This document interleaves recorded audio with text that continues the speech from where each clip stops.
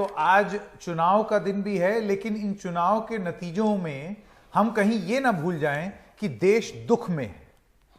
चुनाव में तो कुछ लोग सुखी होंगे, कुछ लोग दुखी होंगे, लेकिन कोरोना की वजह से, कोरोना संक्रमण की वजह से आज पूरा देश दुखी है। और इसीलिए हम आप तक चुनाव की खबर भी लाएंगे, लेकिन लगातार हर बुलेटिन में शुरुआत कोरोना की खबरों से करेंगे, क्योंकि वो जानना बहुत जरूरी है। नेताओं की तो आदत है, वो तो चाहते हैं कि मामला डाइवर्ट हो जाए, लेकिन डाइवर्ट होने नहीं देना है, क्योंकि हम देश के दुख के साथ हैं। सौरभ शुक्ला हमारे साथ जुड़ गए हैं हमको और जानकारी देने के लिए। सौरभ, अगर आप हमें बता सकें दिल्ली का हाल, उत्तर प्रदेश का हाल, ऑक्सीजन क्राइसिस किस तरीके से फैल रही है। हमने देखा कि दिल्ली के अस्पतालों में अब एक ऐसी स्थिति आ गई कि यहां लोग मरना शुरू हो गए हैं ऑक्सीजन की कमी से, और उसको इस तरीके से प्रदर्शित करना कि ये कोरोना से हुई मौत है। ये कोरोना की मौत नहीं है, ये ऑक्सीजन की कमी से हुई मौत है। बिल्कुल संकेत, देखिए सबसे बड़ी बात है कि अगर आंकड़ों की बात करें तो दिल्ली को, जो दिल्ली का डिमांड है वो 9 मीट्रिक टन का है रोज का, लेकिन जो सरकार ने, केंद्र सरकार ने एलोकेट किया हुआ है वो लगभग 4.25 मीट्रिक टन का है, और असल में दिल्ली को मिल रहा है 3.21 मीट्रिक टन। तो सोचिए कि लगभग 30 से 35% ही दिल्ली को सप्लाई हो रही है ऑक्सीजन की, जितनी की उसको जरूरत है, जिस वजह से तमाम अस्पताल जो हैं वो स्ट्रगल कर रहे हैं ऑक्सीजन के लिए। आप सोच लीजिए, मैक्स, गंगाराम, अपोलो जैसे अस्पताल तो हमसे संकेत उपाध्याय को, मनोरंजन भारती को, सौरभ शुक्ला को फोन करके बता देते हैं कि हमारे यहाँ ऑक्सीजन नहीं है, आप टीवी पे चला दीजिए। लेकिन तमाम ऐसे छोटे अस्पताल हैं जिनके यहाँ 20 पेशेंट्स हैं, 30 पेशेंट्स हैं, 50 पेशेंट्स हैं, वो लोग कैसे मैनेज कर रहे हैं? उनके लिए ये मैनेज करना बहुत मुश्किल हो गया है, क्योंकि दिल्ली के जितने भी ऑक्सीजन प्लांट्स हैं छोटे छोटे, वहां पर ये सिलेंडर भरते नहीं है, क्योंकि वहां बहुत लंबा वक्त लगता है, लंबी कतारें हैं।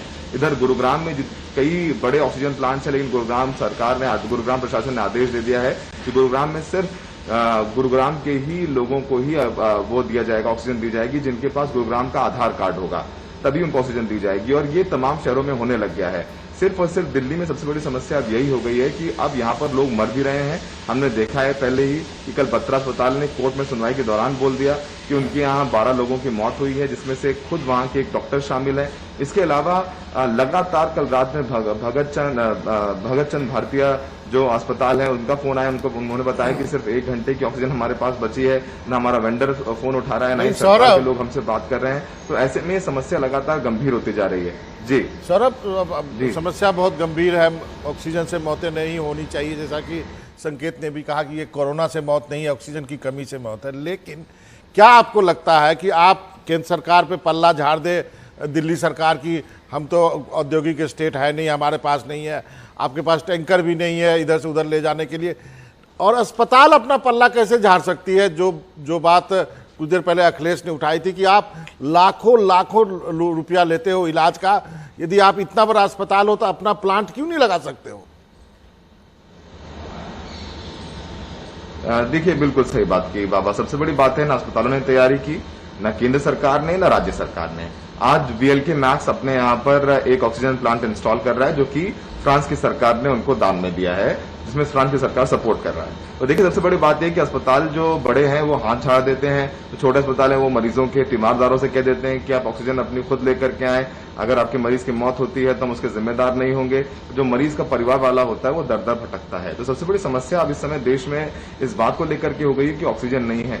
मैं आधिकारिक तौर पर तो नहीं कह सकता हूं, क्योंकि कल गुड़गांव में भी कई अस्पतालों में कई मौतें हुई संकेत, लेकिन समस्या ये है कि अस्पताल खुल करके आकर के ये नहीं बोल सकते हैं कि वो मौतें ऑक्सीजन की कमी से हुई है। वो आधिकारिक तौर पर हमसे बोलने को तैयार नहीं है, क्योंकि उनको लगता है कि अगर उन्होंने सामने से बोल दिया तो कहीं सरकार उनके खिलाफ कार्रवाई करेगी। यार, हमने पिछले हफ्ते एक संकेत स्टोरीज भी की हैं उत्तर प्रदेश में, जैसे कि मेरठ में हमने स्टोरी की थी जहां पर 7 से 8 मरीजों की मौत हो गई है। उसका समाधान क्या है? हम देख रहे हैं कि हाईकोर्ट जो है हर रोज सुनवाई करता है। हाईकोर्ट ने एक सुनवाई में कहा कि अगर किसी एक की मौत होती है तो हम फांसी पे चढ़ा देंगे, और ये 2 दिन बाद 3 दिन बाद हम देखते हैं कि बत्रा हॉस्पिटल से खबर आती है कि 12 लोगों की मौत हो गई। हॉस्पिटल के एक सीनियर डॉक्टर जो हैं, जो खुद एडमिट थे, उनकी मौत हो गई। तो अब इस पर आगे क्या? कल सेंट्रल गवर्नमेंट की ओर से खबर आई कि हमने 100 MT जो है वो कोटा बढ़ा दिया। तो कोटा बढ़ाने से क्या होगा? जब तक आप ऑक्सीजन हॉस्पिटल में नहीं पहुंचाएंगे, अगर ट्रांसपोर्टेशन नहीं होगा ऑक्सीजन का, तो क्या होगा? तो उसको हल करने के लिए क्या दिल्ली सरकार, केंद्र सरकार आपस में बैठ करके तय नहीं कर सकते हैं? जब वो ये कहते हैं मुख्यमंत्री केजरीवाल प्रधानमंत्री के साथ बैठक में कि आपको ऑक्सीजन एक्सप्रेस चलानी चाहिए, तो पीएम को टोकना पड़ता है कि हम ऑलरेडी चला रहे हैं। और रेल मंत्रालय बोलता है कि हमको आप क्रायोजेनिक टैंकर दे दीजिए, हम आपको ऑक्सीजन पहुंचा देंगे, लेकिन दिल्ली के पास टैंकर नहीं है, उनको अखबारों में विज्ञापन देना पड़ता है। तो ये तैयारी तो कहीं भी किसी स्तर पर है नहीं।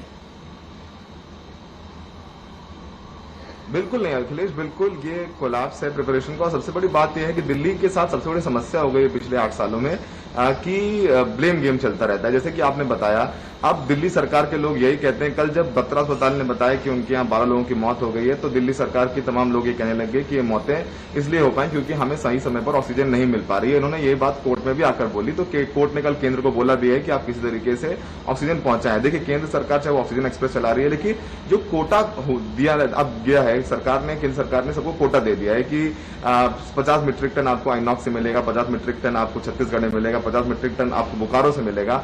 तो दिल्ली में जो काफी जो कोटा है वो उड़ीसा से या छत्तीसगढ़ से भी दिया गया है, तो वहां से ट्रांसपोर्टेशन की एक बहुत बड़ी प्रॉब्लम है। लेकिन यहाँ पर समस्या यही है कि केंद्र सरकार और दिल्ली सरकार के बीच सामंजस्य नहीं है, तो सब अपना पल्ला झाड़ते रहते हैं और ढाक के 3 पात जनता सबसे ज्यादा परेशान है। और आप सबसे बड़ी समस्या देखिए क्या हो गई है अखिलेश, बहुत प्रैक्टिकल बात है कि जितने भी ऑक्सीजन प्लांट हैं वहां पर उत्पादन सीमित है। जैसे कि अगर बात करें दिल्ली एनसीआर की, तो सबसे बड़ा ऑक्सीजन प्लांट है आइनॉक्स मोदी नगर।